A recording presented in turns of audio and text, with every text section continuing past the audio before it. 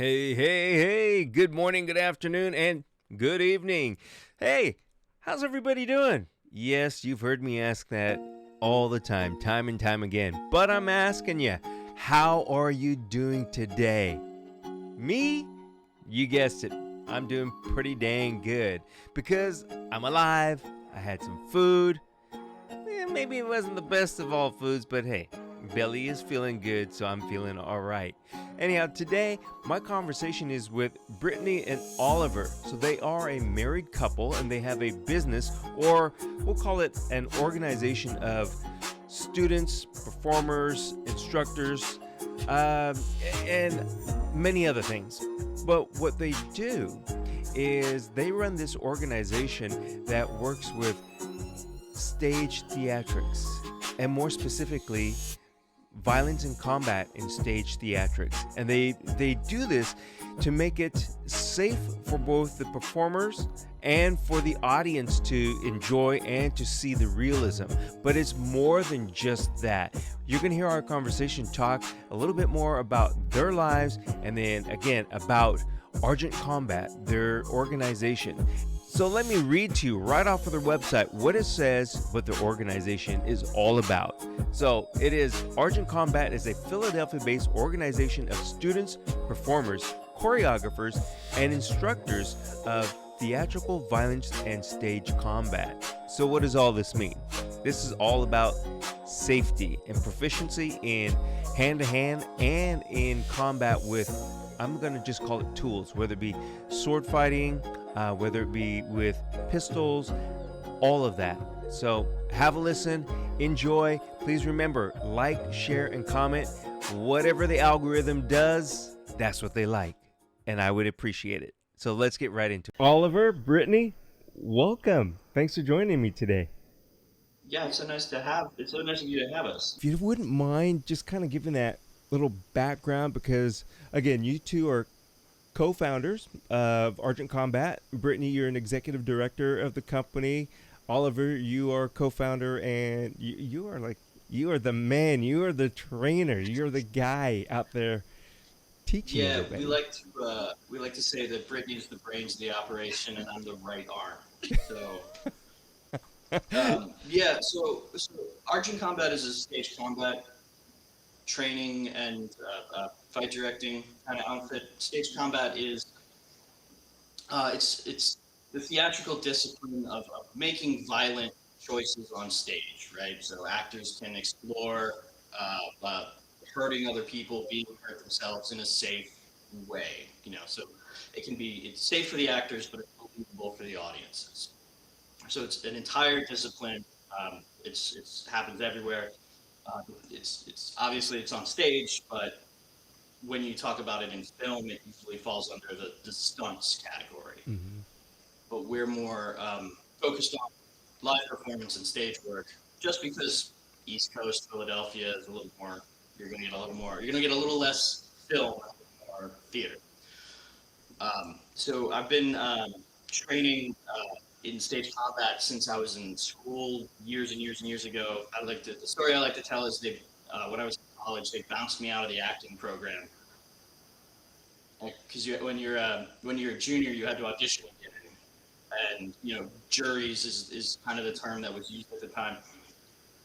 But after they were like, well, you're not really at the level we'd like to see you at, but go take some movement, go take some speech, go take some other discipline stuff. And so I was like, okay, yeah, because I wanted to still be a performer. So in movement class, at the end of movement, somebody gave me a sword and everything clicked. So ever since then, it's been like, how do I do more of this? How do I do more of this? Unfortunately, here there are a number of very good organizations that teach stage combat. The biggest one in the States is the Society of American Fight Directors. And I was fortunate enough to go to their national workshop. And when I came back home to Philadelphia after school, there is a teacher. At this time, he's now a fight master in the organization, Ian Rose, who taught privately. And generally speaking, at that time, there were not many teachers teaching privately. Most of them were teaching in university setting. So having graduated from university, it was very fortunate that I happened to be in Philadelphia, where one of the only teachers who was teaching privately also happened to be. And I went and started hanging out with him, and here we are 15 years later, and I still hang out with him all the time. And at at that time he was, and at this time he was teaching at Temple University in Philadelphia, where Brittany went to school. That's when I come in. Yeah. You're just talking about the your fight master, your can I say mentor? Oh, absolutely. Ian Rose is like, I mean, I grew up in a very warm and loving home, and my parents are very wonderful people. But Ian Rose is like having another dad. Wow. It's very. He's one of the best teachers I've ever met. He's a person who would, as long as you're willing to learn, he will teach you as much as he possibly can. Gosh. And then And the university, and then Brittany, you came in. Yeah, this was, I was an upperclassman at Temple at the time, and my journey was a little bit different from Oliver's. What happened to me was about a year before I started taking stage combat with Ian Rose at Temple University, I had gotten injured on a student project. There was, it wasn't even theatrical violence, it was actual violence for a student project. And I had gotten injured, and from there, I hated hurting my colleague, my friend that I was working with, and I, of course, hated getting hurt myself. So I looked and I was like, well, I have some elective classes available in my theater major here at Temple. Oh, Ian Rose, I worked with his wife, Cindy. Cool, I'll go in his class, because Cindy's awesome, so Ian's got to be awesome. You got your teaching certification with the SAFD in 2015. You were choreographing independently at different theater companies and doing different projects, and then you're just like, well, why don't we do that thing that we kind of always wished that one of our mentors did, and start a school itself. So that is when we started to set up Argent Combat. Argent Combat's birthday is also December 14th, 2017, when we taught our first class as Argent Combat. Yeah. So once you, not to correct you, No. except to correct you, I passed the teacher certification in 2016. Oh, I'm sorry. No, it's okay. Time is a flat circle. But once you, the Society of American Fight Directors has a rank in the organization, certified teachers. Mm-hmm.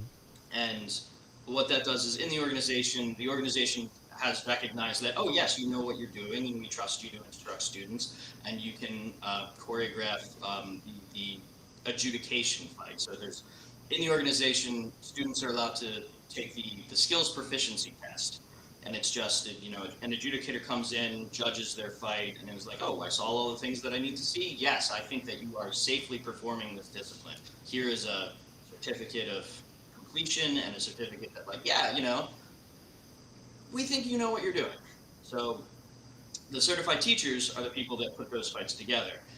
And once you pass the teacher certification workshop with the organization, and they make you a certified teacher, you're kind of just let back out into the world, and it's a very go hang out your own sign and attract your own students, and bring more people into the discipline and get more people involved. And it's there's a lot of disparate people working all over the place, and what we're trying to do with Argent is to set up kind of an umbrella for the Philadelphia community, which is a very, very robust community. Mostly, again, Ian Rose's fault. He has formulated a very tight-knit, very familial organization of friends and practitioners who are all very supportive. So Philly is one of the best cities across the country for stage combat, just because the community is so robust and so welcoming and so eager to share. And that's what we're trying to do, is just to be like, here's the umbrella, come learn. And it's very, the idea is it's like a very old-timey, like a school, the way you would do it in Europe historically. The master teacher and all of his apprentices all then learn more, and it's this continuous line of, this is the way we do things. There's many ways to do things, but this is the way that we do them. A lot of what you're saying really does seem like it's definitely East Coast. One, because of the historical value, because there's so much history over there. North America continent, U.S. history, and you're bringing in authentic combat skills. I think that might be one. The other thing too that is, how do I put this, is that your SAFD, you kind of talked about it, is really important for the fact that you have been certified as a trainer and instructor. And I imagine that there must be a handful, at least, of schools or practitioners out there giving some training who have not gone through any type of certification. So they could just be street brawlers saying, hey, come on in and have a course where, you guys have been certified. It's it's a certification process with this organization. There are a lot of different organizations that come from different places, because some people come to the work from performance. Some people come to the work from stunts. Some people come to the work from martial arts, and it's all like, here's where your physical movement training started, and now we're doing this kind of specific thing with it. So yeah, there are lots and lots of different organizations doing lots of different things, but the primary thing that everyone is trying to do is always performer safety first. That's always the most important thing. And as long as that's the primary focus, it's after that, it's like, yes, it should look cool, it should look exciting and dangerous and take you to scary places, but as long as the performers are safe, everything else is kind of gravy. With safety, I mean, Brittany, you said you got injured. This is prior to learning all the proper things. Is there a lot of injury in theatrical combat performance? I mean, the long and short of it is, so long as it's done correctly and that there's a certified professional there to supervise every action and the performers listen to the safety protocol and follow the choreography, then I'd say what a 99 to 100% chance that there's not going to be any sort of injury. The issues occur when there is any diversion from the techniques that have been taught and the choreography that has been rehearsed and practiced and learned. That's when we run into problems. One case of that, this is more theatrical firearms. I know we've been focusing on swords, but Brandon Lee, perfect example. If just one safety protocol had been followed, we'd still have Brandon Lee with us today. Yeah, he's kind of the big example. But on stage, there's so many things that can go wrong with the simplest actions. Like the obvious one, the thing that injures people most on stage is a slap. Really? So you're performing a scene with somebody, the director's directing, you're in rehearsal, and it comes to the point where one person slaps another. And we all know how to slap somebody, we just pop. But that's incredibly dangerous because your face is full of delicate things. And if you hit it, they can break. So what we do is we build things that look like and sound like you're getting hit in the face, but you're not at all, because that's dangerous. That is actually how I got into stage combat. Slaps that went wrong. Well, all right. So let me ask you this: what about that new sport competition that they have, where it's that slap thing? I mean, all right. There's no safety there. Speech about that. Oh, let me hear it. The long and short of it is that boxing is a blood sport. Football is a blood sport. A lot of athletic competitions have impact and not combat, but conflict. But you're all supposed in football you wear a helmet. In boxing you wear a mouth guard. There are rules to keep you from hurting other people. So this power slap is what it's called. is insanely dangerous, and someone's probably gonna get killed. Somebody did get killed. Somebody did get killed? Yeah, in Poland. 46 years old. Andre, oh God, forgive me, I cannot pronounce his last name. He is Polish. But yeah, it was a couple years back. He was actually killed from a power slap. He was only 46. Yeah. And it wasn't even a slow burn. He was just instant dead. All right, so a little quick fact check here. Brittany is correct. There was someone that died from that power slap thing. So, and he was a Polish gentleman. He was 46 years of age, and his name is Artur, if I'm pronouncing it correctly. But Artur Wallace Walzak. Again, please forgive me for pronunciation on the name. Now, he is a Polish slap fighter, and he was knocked out in October of 2021 and ended up in a medically induced coma. So she's pretty much right. I mean, bam, slap, he's out. So he died in November of 2021 at the age of 46, and it was due to a traumatic brain injury. So hence, that power slap program is no longer being aired. That show's completely over with, and it's not really known if it was due to that death or if it was due to poor ratings, but nonetheless, it was a very, very dangerous, if we want to call it a sport or whatever you want to call it. It was very dangerous, and again, Brittany is correct. There is someone who died from that slap. So let's get right back into it. Well, I liken what they do to like a rubber band. I mean, they're just winding up and then just like whack. It's crazy. Yeah. Yeah. It's irresponsible. It's dangerous. It is very, very not something I like at all. Yeah. Wow. And a lot of folks, they think, oh, it's a slap. We see that in comedies. It's lighthearted as far as injuries go. But if the temple is hit incorrectly, if the eye is hit incorrectly, if the jaw is hit incorrectly, if the ear is hit, if the carotid is hit, that can cause massive detrimental problems. And those are slaps. Yeah, and the other thing too, you've got this, depends on the size of your hands, but you've got a large surface that's like the size of the whole side of your face, and it's just flat, bam. So yeah. And you're at there's so like your lip, your jaw, your temple, your eye, your ear, your carotid, just so many delicate things.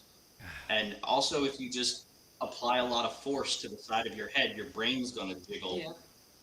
And so to build a sport around it is not a thing I'm interested in. To put it on stage is here's an actor who's like, we all have headshots, we all have the 8x10. The moneymaker. It's right here. This is the thing you need to take care of. So to just wind up and hit it, no, thank you, no, thank you. Yeah. And if I can piggyback off that, one of the most common questions we get in regards to the weaponry we have is, are the weapons real? And the thing is, technically, yes, but they are not live blades. They are blanks. They are not real instruments of violence. They are technically theatrical props. What sells a scene of violence on screen and on film is that actors need to imbue these safe devices with that sense of danger, with that sense of fear. And that has to be effective. The thing about slaps is that if you're anticipating a slap, you're going to cringe, you're going to wince, and that is going to compromise the narrative clarity of that story and the performance. So slaps, they look bad and they're harmful. Yeah, that's the long and short. That's the most important thing about stage combat versus real combat. On stage, real combat doesn't look right and doesn't sound right, and it's dangerous. So there's no reason to do it. Stage combat, everything is specifically built to look right to an observer, right? If I'm in a fight, the most important thing is me and the person I'm fighting. But if I'm on stage, the most important thing is the person looking at me. So it's got to look right to them So we do a lot of things that feels weird and feels wrong because it is. Like I've been likening it to stage magic, where the performer makes you think they're doing something while secretly doing other things that just looks like the amazing thing. So it's the same kind of shtick. Like we do things that look right and sound right, but aren't real. So it really sounds like you guys go Yeah, like beyond talking about that prestidigitation. Oh, sounds like you guys really go beyond the training of combat, uh, because you're also giving training on how to act and how to, again, perform and perform correctly. Because I understand what you're saying there, Oliver, as far as when you're in a real fight or something real, it doesn't, it's not graceful. It's not theatrical. It won't play out well in a movie or theater combat scene. Whereas you are saying this is how it's going to look the best. It may not feel right, but this is what people are going to look and say, "Wow, that's a fight scene. That's a combat." Yeah, one of our main things with this prestidigitation is not just the importance of safety, but stage combat is a tool that is used to tell a story in the same way that costuming, the script, and scenery can. Where it's a tool, it's a craft. So we help the narrative clarity. When folks ask what the difference between actual violence and theatrical violence is, I ask them a simple question of, have you ever seen CCTV footage of a bar fight? Have you ever witnessed a bar fight in person? And somebody pulls you aside and asks what happened and you have no idea? That's because a real fight didn't have that narrative clarity. We're pointing it out to you. We're showing you the story. Wow, that's a really good way of putting it. Yeah, you're absolutely right. And YouTube shows plenty of those, and they just don't look right, and they just go by so fast, and like, what happened? Yeah, that's one of the bad parts about this being the work that we do. And I know that doctors have the same thing when they see like medical dramas, and lawyers have the same thing when they watch like police procedurals and stuff. But it's really hard to watch a lot of fights now because your eye is just like, oh, you could do it like this, you could do it like so it's hard. So when you find a movie that has a really good fight, when you go to see a theater production that has really nice fights, it's like, yeah, that's I like, yeah. But most of the time it's just well, I do it like this, I change this around, I want to come over here. And Oliver, you just walked right into my next question for the two of you, because the two of you are experts. I mean, you literally walked right into it, because I'm going to ask you what you think, and you know where I'm going with this. What do you think of the fight scenes in John Wick is number one, and then Equalizer with Denzel? I haven't actually seen the Equalizer flicks, unfortunately. The stuff in John Wick is all very well choreographed. There's a lot of really good stuff in there. I just saw somebody talking about how Keanu basically either invented or very popularized his method of reloading, where he's firing the pistol and he just whips it to the side and the magazine just flies out. And competition shooters have started to do that. Really? Because it's a faster way to do things. Wow. So instead of art imitating life, it's life. Hey, it's fact check time once again. And yes, they're correct. So John Wick, Keanu Reeves, did come up with that move as far as a side swipe for throwing out the magazine and reloading it. So according to the director of the John Wick films, he said that Keanu did come up with that move on his own, independently, without anybody else's comments or advice. And it's also been confirmed that there's a YouTube firearm expert guy says he's been seen in competition and from his military friends where they have been practicing that move. And apparently it's really fast and very accurate if you get it down. So, fact check, 100%. Let's get back on the show. Oh, before we do that, hey, thanks for listening, and please remember, follow, like, subscribe, share, comment, all of that, because it helps. Thanks. Now let's get into it. Now imitating art. As you do. So the John Wick flicks are very, very good, very, very sharply choreographed, very precisely put together, and they're doing what they're trying to do in a world of like very high class, very professional killers. It's really, really good at doing that. Okay. Yeah, it's definitely like a dance scene. So what do you think, Brittany? What are your thoughts on John Wick? I mean, I'm seconding Oliver. We pretty much share a lot of the same opinions. It is really precise. If you have not seen the Denzel Equalizer, because they're on the third one now, go watch it because of the fight scenes. Yeah, The we'll check it fight, out. the combat, the fight is to me so different but similar, if that makes sense, to the John Wick series, because there's less of a dance, less of this choreography dance, and more of an intent, if that makes any sense. Oh, So I love them both. yeah, and doing like film stuff and stage stuff are similar and different. Film, obviously, like you set up the shot, you do the shot, but you're filming it in a very specific order of we're going to do all of the things that need to do this, then we're going to go do all the things that we need to do this.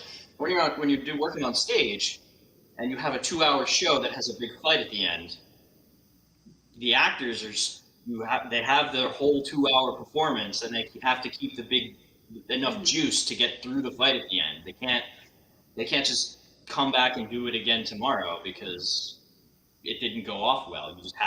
You have to nail it live, and it's a different set of skills, and it's you kind of get that when you see, like in John Wick, when they set up a big oneer, like a long shot where the camera moves around, but there aren't any cuts, and you just have to start at the top and just go all the way through.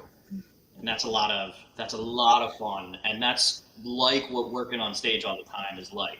You have to start at the beginning and go all the way through to the end. What I wanted to really ask you or make a comment, because it seems like your combat school really goes beyond just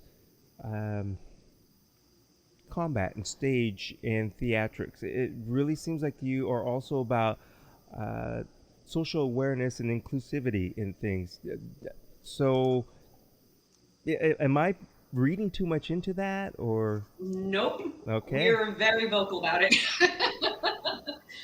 Yeah, it's one of the big things that we immediately aspired to do when we started to set up Argent Combat is like, we need, and no offense, darling, we need less cisgender hetero white guys with swords. We want more people who are anything but that. That representation in media and on stage is needed, not just for kids that are growing up and want to pursue careers in the arts, but for adults too that didn't have that representation growing up.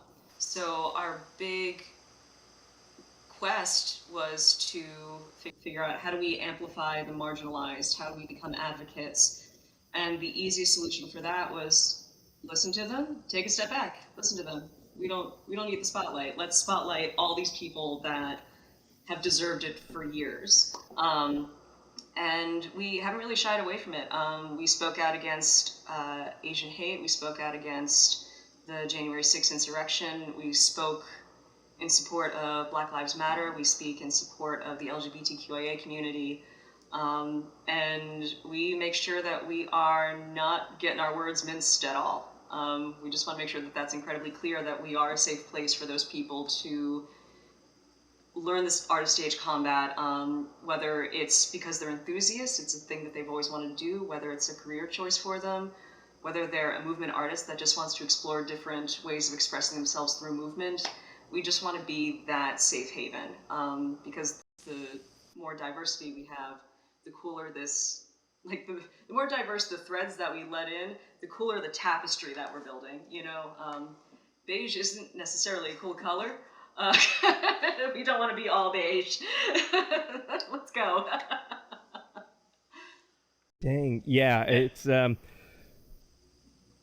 like I said, it just going to your website. There's a wealth of information, and that's one of the first things that popped into my mind is your social awareness, your inclusivity, and it's this is a total side note, but I think it's a fantastic thing to give a not a platform, but a place where people can feel safe and to do what they maybe have always wanted to do. Maybe they want to pursue as being a stunt person. Maybe they want to do a reenactment, but this could be that some folks think that I'm going to call it violence might have triggered something in them, so they're afraid. But you offer that safe environment for them to know that no, this is safe, and we are all here to help each other and to like and love, and it's Yeah, one of the most important things whenever you're doing a discipline that's a very partner discipline, and stage combat is right up there because it's tricky to have a fight by yourself. I'm not going to say it's not possible, but it's usually better to have another person that you can have some conflict with. But it's safety obviously is the primary thing, and one of the most important things about that is taking care of your partner. It's making sure your partner is set up, your partner looks good, that you're not trying to hog all of the attention to yourself, that you're trying to make the other person look great, because it's that interpersonal, that conflict relationship that is really interesting to watch and really fun for the audience. Yeah, it's almost, I don't want to call it a misnomer, but it's almost like an oxymoron that it's called stage combat because it's a collaborative art. It's not combat, it's collaboration. And it has so many, like, going beyond the surface level and face value, there are so many things that are incredibly contrary to the story that it tells, in that, for example, we call the receiver the person receiving the violence and not the operator, the person enacting the violence. The receiver is the one in control of the situation. Yeah. And that has been very huge, and I think us just using that language as well of receiver and operator and ensuring folks that the receiver is in control has really helped a lot of folks who have struggled with that sort of mentality in the past, of not being in control. And I think that is probably one of the big reasons why, at this point, at least from our last student survey that we conducted to determine who's our demographic, who do we need to speak to more, 52% of our student demographic identifies LGBTQIA, as assigned female at birth or femme people, and BIPOC. So these are the folks that we need to know, you are strength. Like, you are empowered, you have strength, you are strong. Even when we're enacting a scene in which you are the receiver. If that makes any sense. I feel like I was kind of, I started like following a thread, and then it kind of got frayed at some point. I got really passionate about the thing, so words didn't work out so great. Nah, it's okay. It's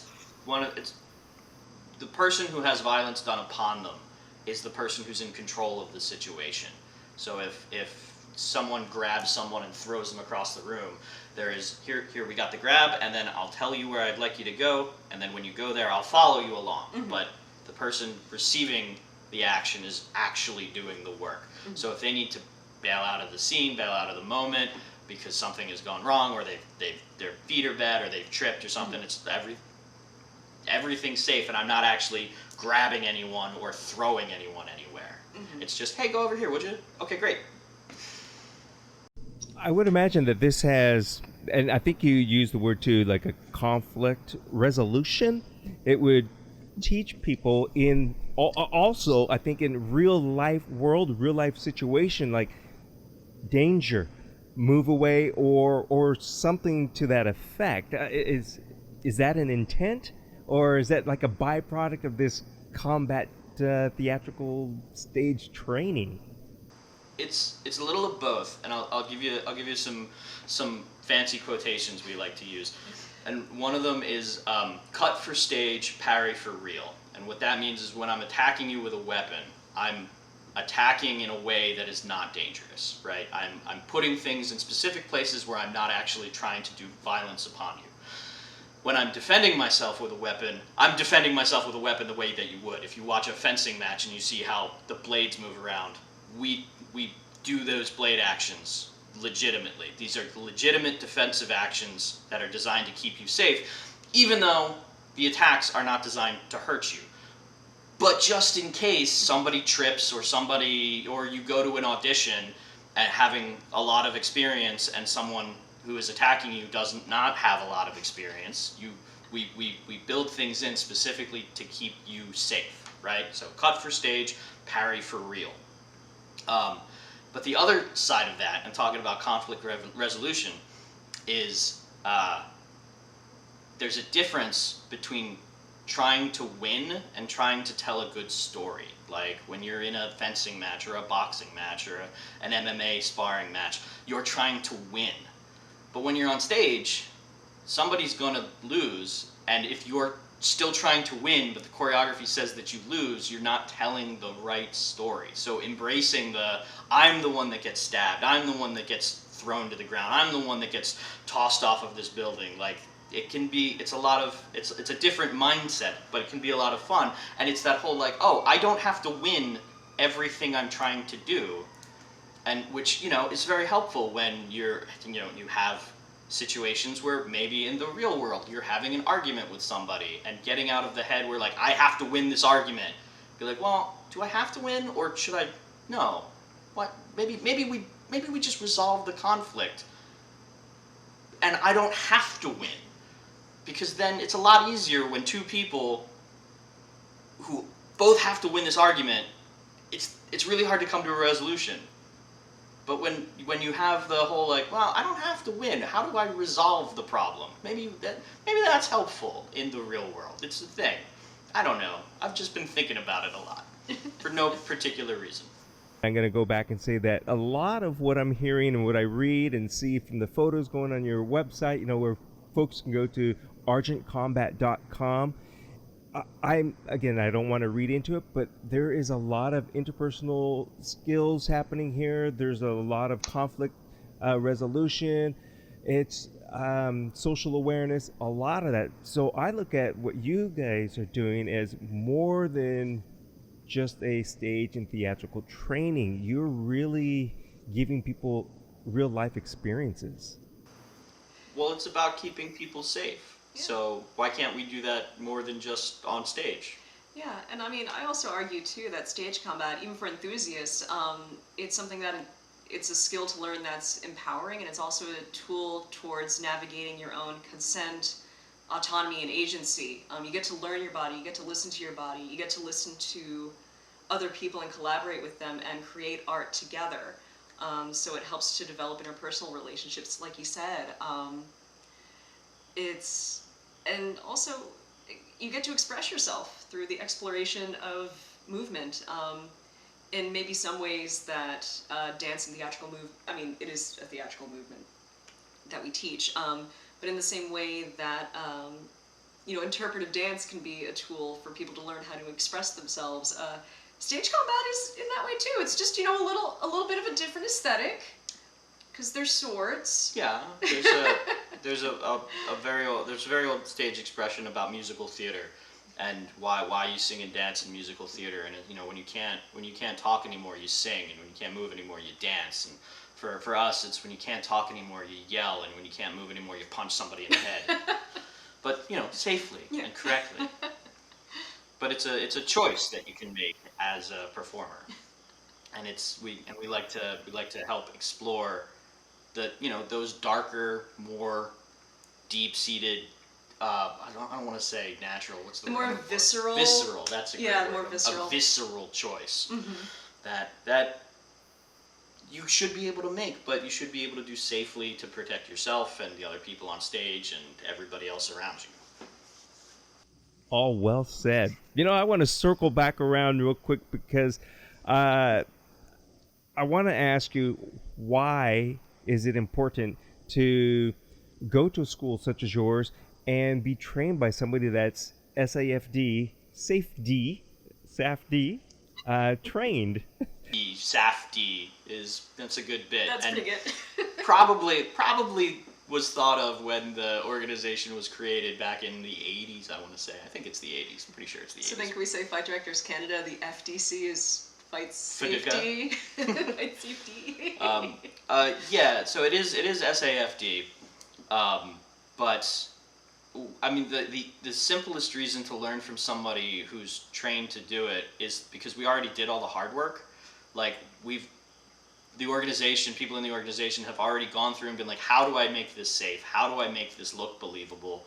How do I, make sure that everything is right and correct? And how do we, like, we've already done the hard work. Like, sitting there and trying to figure it out yourself, or, like, oh, I'm, coming from, the world of martial arts, how do I turn that into something I can put on stage for observation? We've already done a lot of that work from multiple disciplines, because a lot of the members of the organization have come up from studying fencing, from studying different Eastern martial arts, different Western martial arts, and it's a very exciting time for a couple of reasons. Some of the old 15th and 16th century manuals of fence from Europe are finally being translated into a language that we can read, from Old German, Middle German, Middle English, that kind of stuff. And it's how do we and now we can understand what people we're talking about, and how do we take that and put that on stage and make it look real but safe and theatrical. And we've already done that stuff. So the best reason to come learn from someone who's already done it is that all the hard work has been done for you, and it's just like, here's how you do it. You don't have to figure it out yourself. Yeah, I mean, it's really just kind of the standing on the shoulders of giants thing. Like Well, standing on the shoulders of tall people. Yeah. I don't want to buff up the right. giants. The SAFD, the organization, is we're all theater kids. We're all fight nerds. We're all very, like, close and friendly with each other. So the community is large, but it is there's a lot of good-natured ribbing. Well, I've got to say, this has been really, really fun. This has been great talking to the two of you, and I think this is totally off the record. Do you know, or have you heard of a service called Scener? Nope. No, really. So it's like a movie sharing platform. So we would watch movies together. You're in Philly, and I'm over here in Washington State, and you have options of either having a side view panel with your webcam, and you could pause and talk about it, or you could do text. I used to do this Saturday morning matinee thing and watch the Apple Dumpling Gang and just invite people, or it's just an open thing. It would be fun to watch a fight thing, or you could do that with your entire class. They can all join in. Wouldn't that be cool? And you can record it. That's so cool. But I just wanted to ask, is there anything else that you two wanted to add to today's show? I mean, I know we kind of sidetracked off of stuff, and I just want to stress the importance and the fact that you do have a school available for folks to go to in the Philly area, and there's a lot of historical reenactments and things like that happen. So I would think that your school is the perfect place to go to learn these things safely. And if you just have an interest, to go there to be in a community of like-minded, good people. Yeah, absolutely. I mean, folks can follow us on social media. We're on Facebook, we're on Instagram, we're on whatever the Bird app is called nowadays, either Twitter or X, I'm not quite sure. But It's yeah. Twitter. It is. Like, it's not catching on. Sorry, Elon. I mean, sorry, not sorry. But yeah, our handle on all of those is Argent Combat. Our website is www.argentcombat.com, and you can find all of our courses on our Eventbrite. Currently our class that we're teaching in Small Sword on UPenn's campus we only have like 2 spaces left, so yeah, filling up real fast. But I would like for us to do another Taste of Violence sometime in November. Yeah, so we do. We teach a long form course over the course of several months to get the whole course of study. But we occasionally do just a little, like a couple hours on a Saturday and a Sunday just to do a couple of different disciplines that we call a taste of violence, just because it gets you a little bit of this and a little bit of that and a little bit of how this works. And if it's something that you're interested in but you don't want to commit to your next couple of months, just, it's something to come in and just be like, oh, how I can just have a little. Oh, do I like this? Yes. How can I get a little more? And then we give you a little more. Yeah, so I would like to do another Taste of Violence in November, but all the info on courses that we're offering is going to be on our Eventbrite page. And same thing, just look up Argent Combat on Eventbrite and you'll find us. Fantastic. Thank you very much, Brittany and Oliver.